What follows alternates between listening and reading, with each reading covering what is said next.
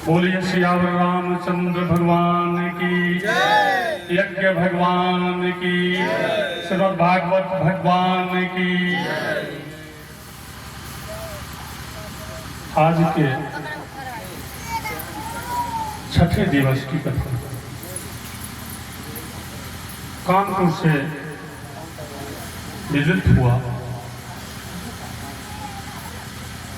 मैं बैठे बैठे सोच रहा था कि किसी भी यज्ञ का सफलता और असली श्रोता कथा का कौन है। राम कथा के रसिक वर्ग सुनहु वीर हनुमान। तो आज अपने बीच में श्री पवन पुत्र जी, पवन दुबे जी पधारे हुए हैं और मेरा गांव है।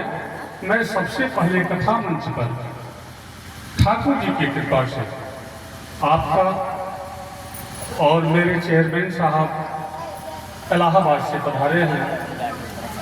मेरे बड़े प्रिय मित्र राजभर जी, मुन्ना जी, मैं अपने इस ग्राम सभा में आयोजित श्रीमद् भागवत कथा के इस सुमंच पर आप सभी का हार्दिक अभिनंदन वंदन और नमन करता हूँ।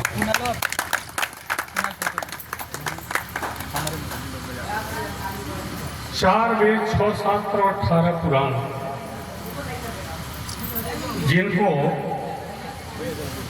पढ़ने की कभी कभी सोशल मीडिया के माध्यम से और वर्षों से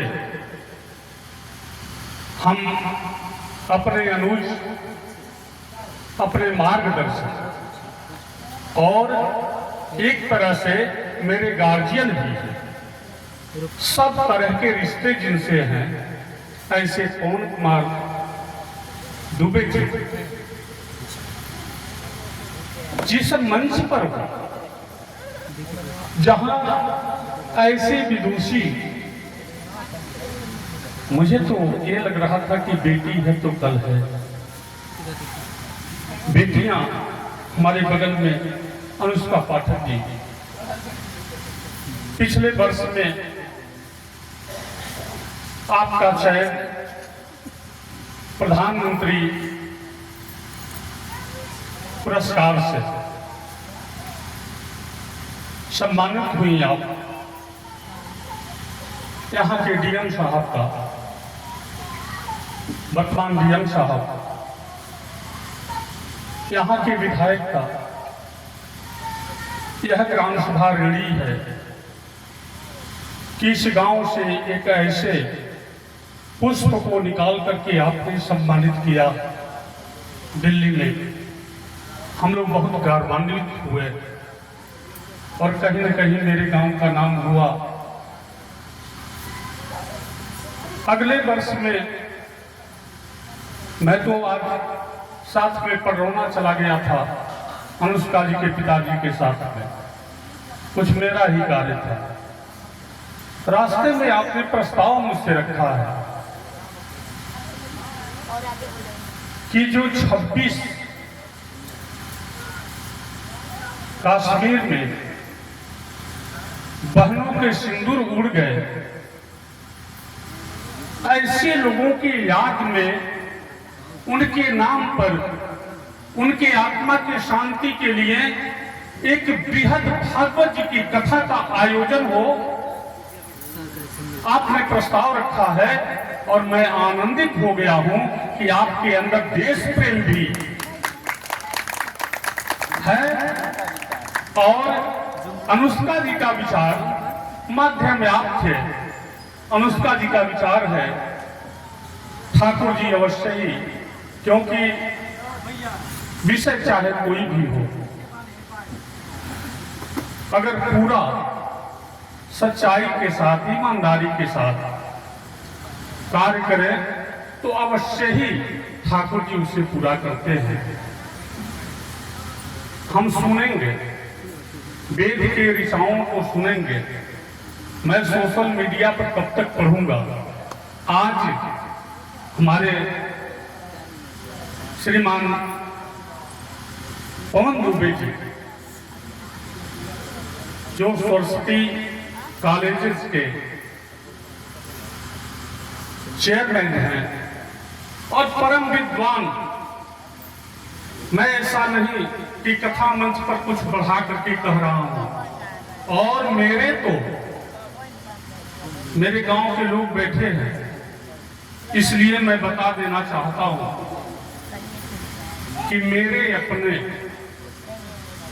मेरे बालक की शिक्षा इंटर तक और फिर जहां तक वो हो सकता है आपने फ्री में करवाया था, मुझे याद है। और आज भी मैं कह देता हूं, कोई बात कहा तो आपने कभी मुझे निरुत्तर नहीं किया। मैं एक छोटे भाई की तरह से आपको प्रेम देता हूं, और मैं तरस ही रहा था। रास्ते में आते समय आपने कहा है कि आपने नहीं बुलाया। मैं जब बुलाऊंगा तो बहुत अच्छे तरीके से बुलाऊंगा। मैं सोचता हूं कि कैसे बुलाऊं और कहां बैठाऊं।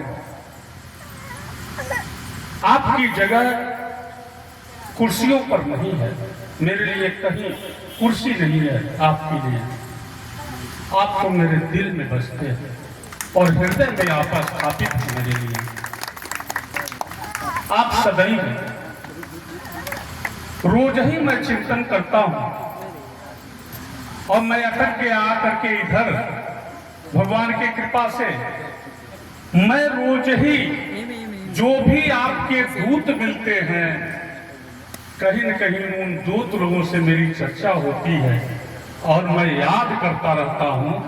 और आपका स्थान और कहीं नहीं है मेरे लिए, आपका स्थान सिर्फ मेरे दिल में है। मैंने एक बार परौना में होटल में मैंने आपका दर्शन किया था इलाहाबाद से। इतने सरल व्यक्तित्व और इतने धार्मिक मिजाज के व्यक्तित्व को कम ही मैंने देखा अपने जीवन में। इसलिए आपके चरणों में सादर प्रणाम निवेदित करता हूं। पुनः कथा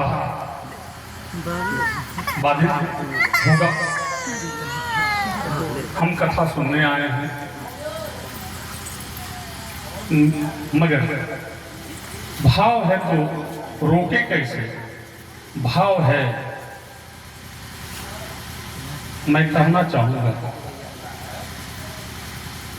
कि अगर कथा मंच पर मेरी बेटियां स्थापित हैं तो देश सेवा के लिए सबसे पहले अगर आक्रमण हुआ है पाकिस्तान के बीच में जाकर के, तो दो मेरे बेटियों ने ही फ्लाइट को उड़ाया है और पाकिस्तान को समझाया है।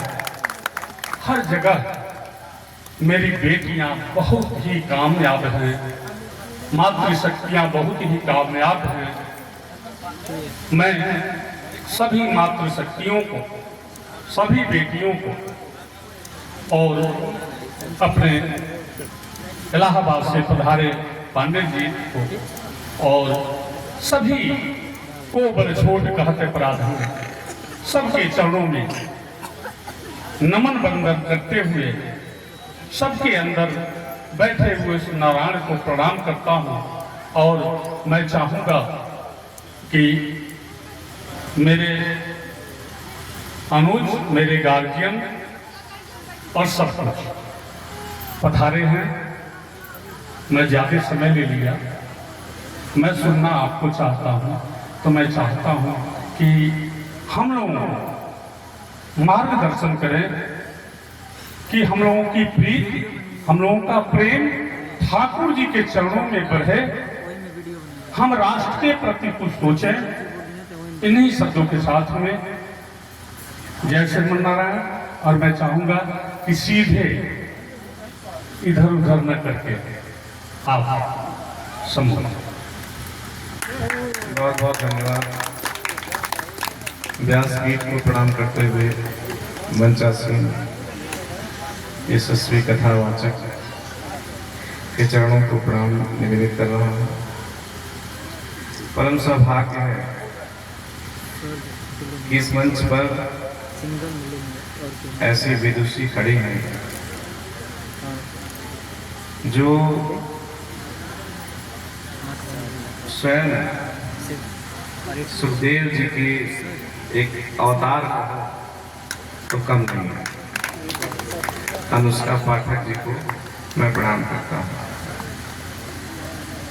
कहते हैं कि कुछ पढ़ के सीखा जाता है तो वो भूल जाता है।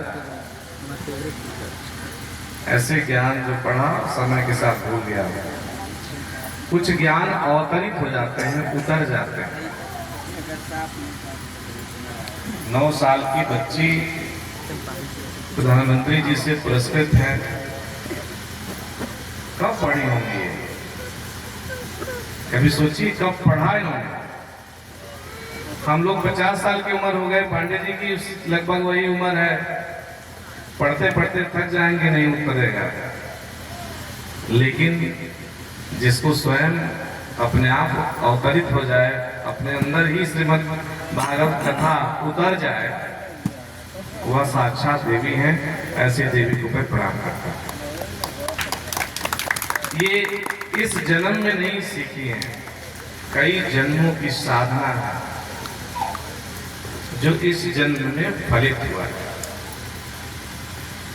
इनके आत्मा की जो यात्रा है वह कई जन्मों की है, कई जन्मों से प्यास थी ज्ञान की। और ये पिता बहुत सौभाग्यशाली है कि आपके घर इन्होंने जन्म लिया।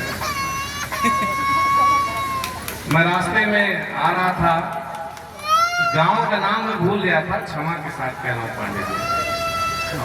तो मैंने रास्ते में पूछा कि वो अनुष्का पाठक जी के यहाँ जाना है। यानी गांव का नाम अनुष्का पाठक जी के नाम से जानने लोग लगे हैं। ये इससे बड़ी बात क्या हो सकती है? आप सभी स्वयं साक्षात दर्शन कर रहे हैं। ऋषियों के हृदय में मंत्र किसको कहते हैं? जो मन में उतर जाए उसको मंत्र कहते हैं। और जो रचा जाए, लिखा जाए, उसको विचारा जाए, उसको श्लोक कहते हैं। मंत्र श्लोक में यही मूल अंतर है। जो स्वयं उतर जाए वो मंत्र है, और जो पढ़ा जाए, विचार किया जाए, वो श्लोक है। आपके अंदर मंत्र उतरा है, भागवत कथा उतरी है, आप मंत्र की दृष्टा हैं, आप एक ऋषि हैं। ये भूमि बड़ी पावन है, ये गांव बड़ा पावन है जहां इस तरह के लोग जन्म लिए। दशरथ की सभा थी, जनक की सभा थी। अष्टावक्र 8 अंग से टेढ़े थे। वो दरबार में पहुंचते हैं, उनके 8 अंग को टेढ़ा देख करके विद्वानों की सभा हंसने लगती है। कह रही ये तो एक लंगड़ा आ गया। जब सारे लोग हंस लिए तो अष्टावक्र फिर अपने खुद हंसने लगे। तो जनक ने पूछा कि मुझे ये बात तो समझ में आ रही है कि हम लोग क्यों हंसे, क्योंकि तुम्हारे 8 अंग टेढ़े हैं, पैर किधर है, नाक किधर है, मुंह किधर है। तुमको देख करके हम लोग को हंसी आना समझ में आता है, लेकिन तुम किस पे हंस रहे हो? तो उन्होंने कहा कि हे जनक, मैं तो समझता था कि तू विद्वानों की सभा लेके बैठा है, तेरी दृष्टि मेरे चमड़े पर है, तो किस पे हंसा? इस चमड़े पे या जिसने मुझे बनाया उस पे हंसा? जनक विद्वान थे, पैरों में पड़ गए, लेट गए। उन्होंने कहा कि 12 वर्ष की अवस्था है, इतना बड़ी बात आपने कह दिया, और मैं बुजुर्ग होने की अवस्था में हूं, मुझे इस बात का भी ज्ञान नहीं कि मैं क्यों आपके ऊपर हंस रहा हूं।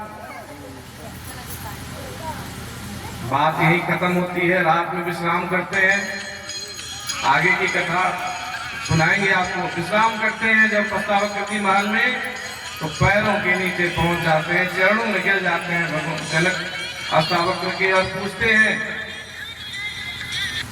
कि मेरे लिए क्या आदेश है। मैं वर्षों से साधना कर रहा हूं, उतर नहीं रहा है, आपके अंदर 12 वर्ष में उतर गया। तो उन्होंने कहा कि सुन, तू मुमोक्ष है, मोक्ष की आकांक्षा के अंतिम पावदान पे हो तुम, और मैं तुम्हें उतने देर में ही पहुंचा सकता हूं जितने देर में घोड़े के नाल पर आदमी चढ़ाया जाता है।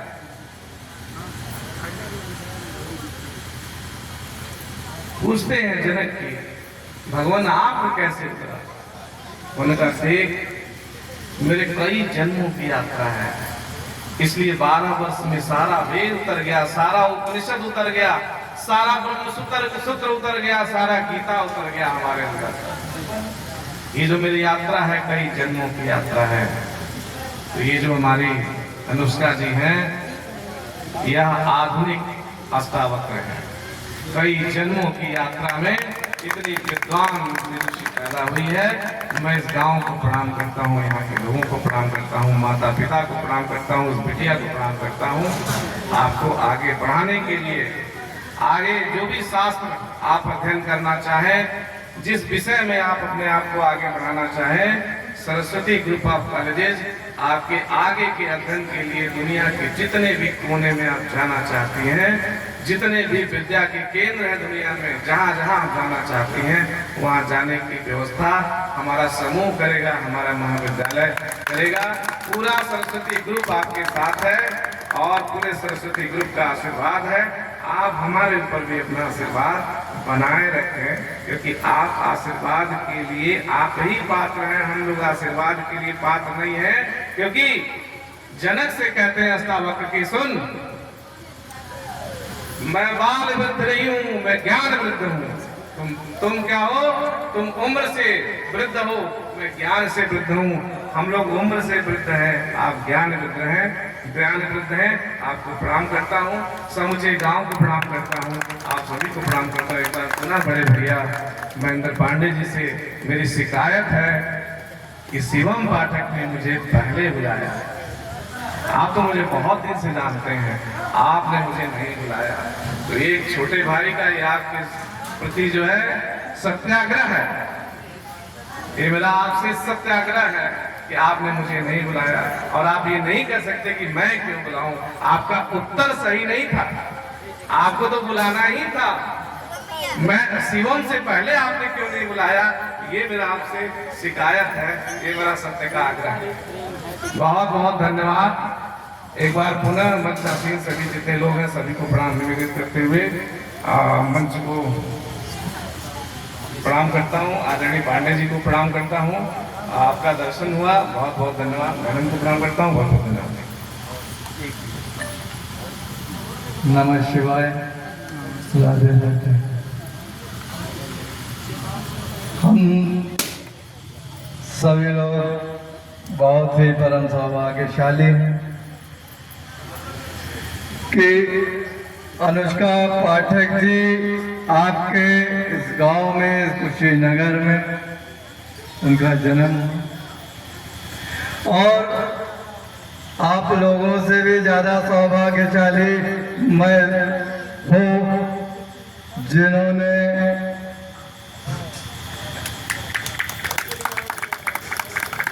जिन्होंने मुझे बड़े पिता होने का सौभाग्य प्रदान किया। और हमारे विद्यार्थी पब्लिक स्कूल की कक्षा 6 के छात्रा हैं इस वक्त, अभी इन्होंने एग्जाम भी दिया है।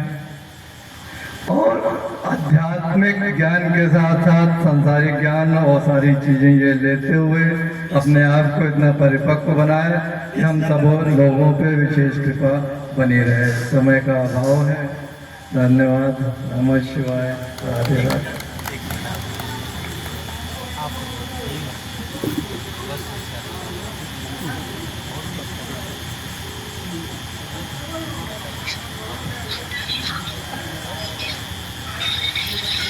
आज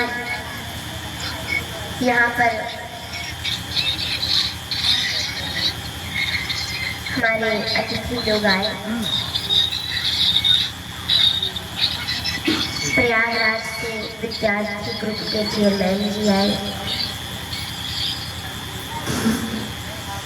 श्री पवन दुबे जी आए,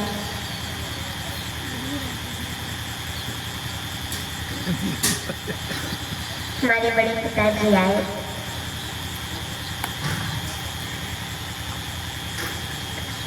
तो इन सबको हम बहुत बहुत धन्यवाद देते हैं कि आप लोग कथा में पधारे।